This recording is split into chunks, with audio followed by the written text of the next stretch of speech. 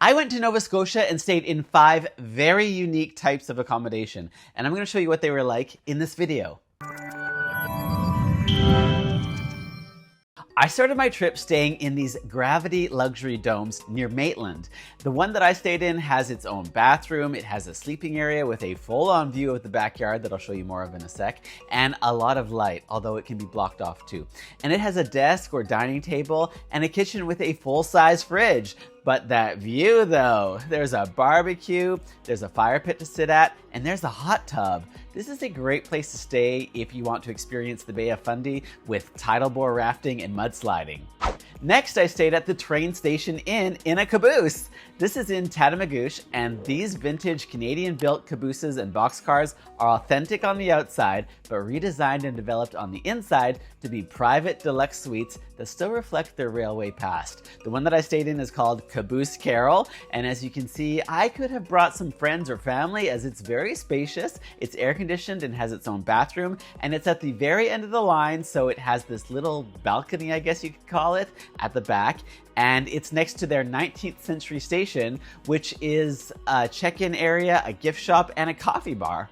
After that was a stay in an authentic Canadian-made yurt in a vineyard. Inside, you've got a comfy bed, a rustic charm, and all the vibes of glamping, but with a definite upgrade from a tent. Imagine waking up in this cozy yurt surrounded by grapevines, with the option to go in your own hot tub. You can also explore the property and go in the sauna that's there, or take a kayak out on the water. This is in Guysborough, and so the property is surrounded by water. It's kind of the perfect mix of adventure and relaxation.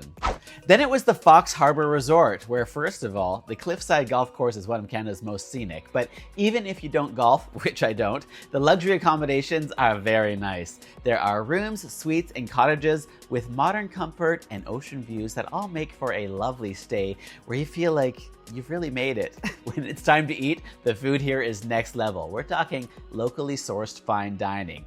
Then the amenities, from the fitness center to the huge swimming pool and the relaxation areas. This was definitely the high-end option of the 5.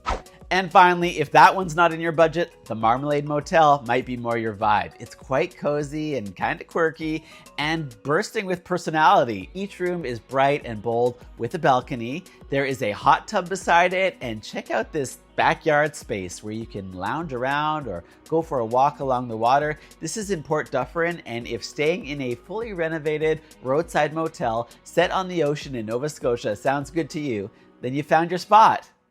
These were all located in the Northumberland and eastern shores of Nova Scotia. Let me know which one you would most want to stay in the comments down below. And if you aren't already, follow me on Instagram because I shared photos from this trip as well and reels. It's a beautiful area with tons of beaches. And of course, subscribe if you're new too so that you catch my next video. Bye!